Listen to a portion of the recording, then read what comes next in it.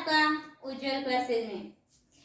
आज हम read psychology की फर्स्ट यूनिट है, उसमें शारीरिक विकास के बारे में पढ़ने वाले हैं। शारीरिक विकास वैसे तो अपन ने तीनों अवस्थाएं जो कंप्लीट की थी, शैशवावस्था, बाल्यावस्था, किशोरावस्था, उसमें पढ़ चुके हैं, लेकिन कुछ चीजें यहाँ पे देख लेते हैं।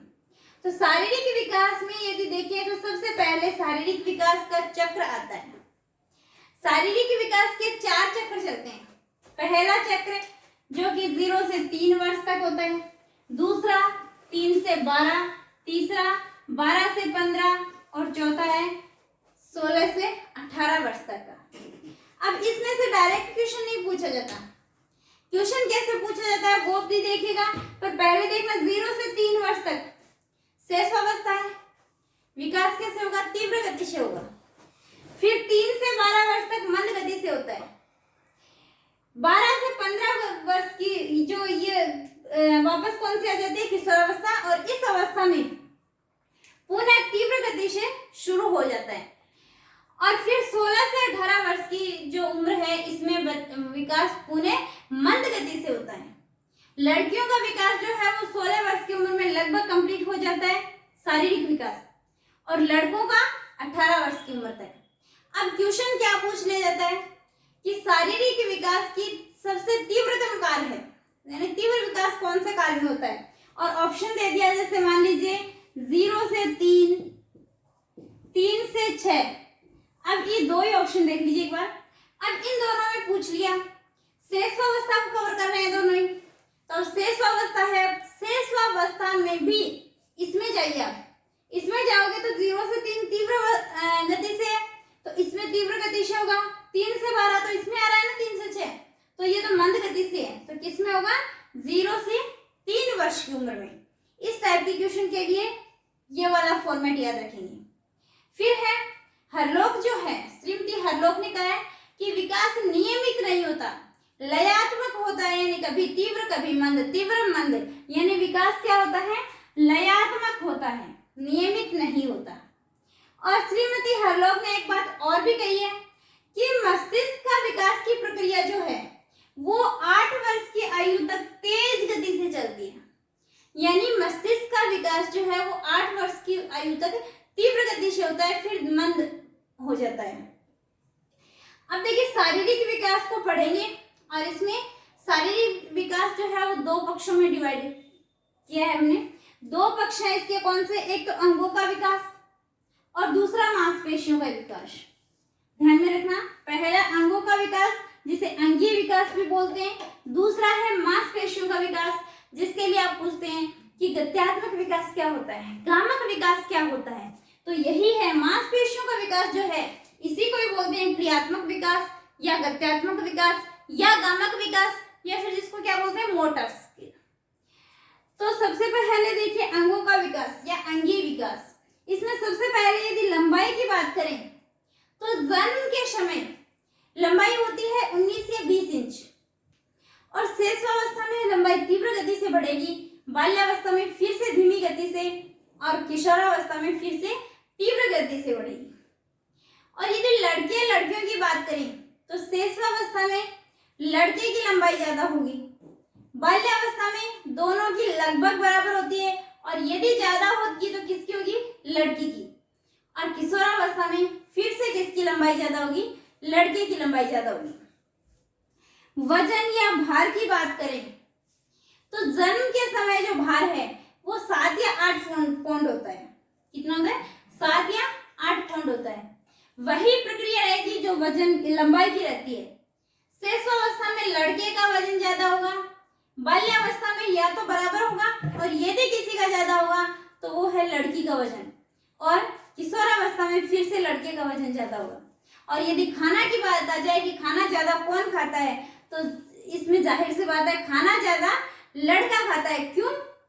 क्योंकि वो आउटडोर गेम्स खेलता है, फिजिकल एक्टिविटी, और जो लड़की होती है वो इंडोर गेम्स खेलती है। तो आउटडोर गेम्स के लिए ज्यादा एनर्जी चाहिए, ज्यादा खाना चाहिए। इसके बाद में है हड्डियां। तो हड्डियां जो है वो जन्म के समय 270 हड्डियां होती है, और बाल्यावस्था में कितनी होती है? 350।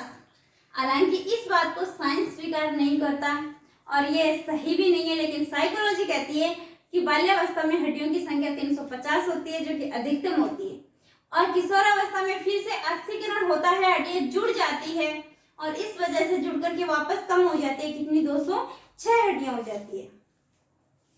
फिर दांत निकलने की प्रक्रिया कब से शुरू होती है? मैंने ये नहीं पूछा कि दांत निकलने कब शुरू होते हैं, मैंने ये पूछा कि दांत निकलने की प्रक्रिया कब से शुरू होती है। तो दांत निकलने की प्रक्रिया गर्भावस्था के 5वें महीने से शुरू हो जाती है।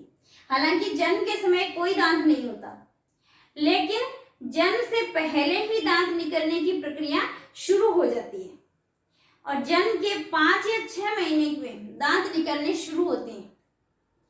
और यही दांत सबसे पहले नीचे के 2 दांत निकलते हैं और 4 वर्ष तक लगभग जो है वो 20 दांत निकल आते हैं और 6 वर्ष तक वापस जो दांत निकलते हैं वो अस्थायी दांत होते हैं और 6 वर्ष तक वापस वो गिरकर स्थायी दांत निकलने शुरू हो जाते हैं। और किशोरावस्था के अंत तक या फिर बोलते सकते हैं प्रौढ़ावस्था में 4 और दांत निकलते हैं, जिसे प्रज्ञा दंत बोलते हैं या विजडम टीथ बोलते हैं। अकल दाढ़ कब आती है? प्रौढ़ावस्था या फिर किशोरावस्था के अंत तक। तो टोटल दांत कितने हो जाते हैं? 32। इसके बाद में है मस्तिष्क। जन्म के समय मस्तिष्क का भार जो है वो 350 ग्राम होता है और बाल्यावस्था में यही 1260 हो जाता है और किशोरावस्था में 1350 ग्राम हो जाता है। इसके बाद में देखिए श्वसन। क्योंकि छोटे बच्चा जो है उसका फेफड़े जो है उसका आकार छोटा होता है और आकार छोटा होने की वजह से ऑक्सीजन ज्यादा नहीं ले पाता, तो वो बार बार उसको लेना पड़ता है। तो श्वसन की दर जो है वो ज्यादा होगी किस अवस्था में? शेषावस्था में। लेकिन जैसे जैसे बड़ा होता जाता है फेफड़े का आकार बड़ा होता जाता है और ऑक्सीजन पर्याप्त मात्रा में वो ले सकता है, तो इस वजह से श्वसन की दर धीरे धीरे घटती जाएगी। फिर है शारीरिक अनुपात। शारीरिक अनुपात में यदि देखें तो शिशु का जो मस्तिष्क है वो जन्म के समय शरीर के मुकाबले कितना होता है? 1/4 भाग होता है और धीरे धीरे वही सिर शरीर के मुकाबले किशोरावस्था में हो जाता है 1/7 भाग। और जो शरीर है इसमें धड़ का जो विकास है वो 6 वर्ष तक लगभग कितना हो जाता है? दुगुना हो जाता है और यदि 13-14 वर्ष तक वो तिगुना हो जाता है। धड़ का विकास कितना हो जाता है? तिगुना हो जाता है, आकार बढ़ जाता है। और जो हाथ और पैरों का विकास है, पैर जन्म के समय शिशु के मुड़े हुए होते हैं, तो धीरे धीरे वो सीधे होते हैं और लंबाई में भी वृद्धि होती है। फिर है पाचन क्रिया। शिशु का जो पेट है वो एक पतली नली के समान होता है और वयस्क का पेट एक थैली के समान। तो चूंकि पतली नली में ज्यादा खाना नहीं रह सकता, इसलिए शिशु को बार बार भूख लगती है और थोड़ा थोड़ा खा पाता है, लेकिन वयस्क अवस्था में ऐसा नहीं होता। थैली के समान होता है तो वो एक साथ में बहुत सारा भोजन खा लेता है और इसके बाद में उसे बार बार भूख नहीं लगती। फिर है प्रतिवर्ती क्रियाएं। प्रतिवर्ती क्रियाएं रिफ्लेक्स। तो इसमें सबसे पहली है रूटिंग। रूटिंग जो कि 0 से 2 माह तक रहती है। रूटिंग क्या होता है कि बेबी के गाल ऐसे पिचकाते हैं तो मुंह खोलता है, इस प्रक्रिया को क्या बोलते हैं? रूटिंग। दूसरी है मोरो। ये 2 से 5 माह तक रहती है। मोरो क्या होता है कि बच्चे को यदि कोई चीज दिखाते हैं तो उसके पकड़ने के लिए हाथ पैर ऐसे मारता है, यानी वो मोर की तरह से फड़फड़ाता है। तो हाथ पैर सब ऐसे एक साथ में हिलाना क्या कहलाती है? मोरो अवस्था कहलाती है। फिर है पकड़ना। 1 से 3 माह तक रहती है ये अवस्था। इसमें क्या है कि बच्चे की यदि हथेली को दबाएंगे तो वो ऐसे पकड़ेगा। हथेली को दबाने पर पकड़ने की कोशिश करना, ये क्या है? पकड़ना। फिर है बेबिंस्की और ये है 0 से 7 माह तक की अवस्था। इसमें क्या होता है कि बच्चे की जो पैरों के तलवे होते हैं उसको जब ठोकते हैं तो वो क्या करता है? अंगुलियों को ऐसे आगे की ओर मोड़ता है। तो ये क्या है? बेबिंस्की है। तो ये तो था अंगों का विकास या अंगीय विकास। और आगे हम पढ़ने वाले हैं मांसपेशियों का विकास या क्रियात्मक विकास या गत्यात्मक या गामक विकास, जिसको भी अपन 2 पार्ट में डिवाइड करके पढ़ेंगे। तो चलिए अब देखते हैं अपन मांसपेशियों का विकास। अब दूसरा है मांसपेशियों का विकास या मोटर डेवलपमेंट। हिंदी में इसके बहुत सारे नाम आ सकते हैं, लेकिन इंग्लिश में क्या आएगा? Motor development. गत्यात्मक विकास इसको बोल सकते हैं, क्रियात्मक विकास बोल सकते हैं, गामक विकास बोल सकते हैं, गतिक विकास इसको बोल सकते हैं। और इसको भी दो पार्ट में डिवाइड किया गया है। क्वेश्चन यहां से आते हैं उठ करके, सूक्ष्म गत्यात्मक विकास कौन सा है, स्थूल गत्यात्मक विकास कौन सा और सूक्ष्म गत्यात्मक विकास कौन सा है। स्थूल कौन सा होगा? जिसमें बड़ी मांसपेशियों का समीकरण होगा, जिसमें बहुत सारी मांसपेशियों का एक साथ में यूज होगा, वो कौन सा होगा? स्थूल गत्यात्मक विकास। जैसे हाथ, पांव, जांघ, धड़, घुटने, इनका प्रयोग होता है, तो वो कौन सा होगा? स्थूल गत्यात्मक विकास होगा। और छोटे मांसपेशियों का समीकरण यानी जिसमें आंख, हाथ, कलाई, अंगुलियां इनका यूज हो, तो वो कौन सा होगा? छोटी मांसपेशियों का सूक्ष्म गत्यात्मक विकास होगा। तो स्थूल गत्यात्मक विकास में जिसमें पूरा शरीर मूवमेंट करें, यानी बहुत सारे अंग एक साथ में मूवमेंट करें, वो कौन सा होगा? स्थूल गत्यात्मक विकास। जैसे इसी में यदि पूछा जाए कि गेंद फेंकना कौन से विकास में आएगा, तो गेंद फेंकने में देखिए ऐसे भाग के आएगा, पहले खिलाड़ी भाग के आता है, फिर ऐसे करके एकदम फेंकता है, तो कौन सा? पूरी बॉडी उसकी मूवमेंट कर रही है, पैर भी, हाथ भी, धड़ भी, तो और साथ में आंख भी, तो कौन सा है? स्थूल गत्यात्मक विकास। अब मैं पूछूं बॉल को पकड़ना, तो बॉल को पकड़ने का मतलब ये नहीं है, अब बॉल को पकड़ना कौन सा विकास है? तो सूक्ष्म गत्यात्मक विकास नहीं होगा। क्यों नहीं होगा? क्योंकि बॉल को पकड़ना, बॉल को ऐसे पकड़ के नहीं रखना है जैसे मैंने मारकर पकड़ रखा है, तो ये बॉल को पकड़ना नहीं हुआ। बॉल को पकड़ना का मतलब क्या है? बॉल को पकड़ना, खिलाड़ी एकदम बॉल आती है, खिलाड़ी भाग के जाता है और ऐसे पकड़ता है, तो वो पूरी बॉडी मूवमेंट की, उसने भाग के गया और पकड़ी, तो वो क्या है? स्थूल गत्यात्मक विकास में आएगा। तो और कौन कौन सी क्रिया आ सकती है स्थूल गत्यात्मक विकास में?